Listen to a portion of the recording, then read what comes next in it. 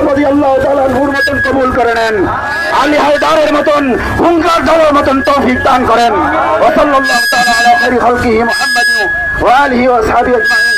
আমিন বিরহমাতিকা ইয়া আরহামার রাহিমিন। সবাই দিকে ওইদিকে শান্তিপূর্ণভাবে সবাই বাসায় ফিরে যান।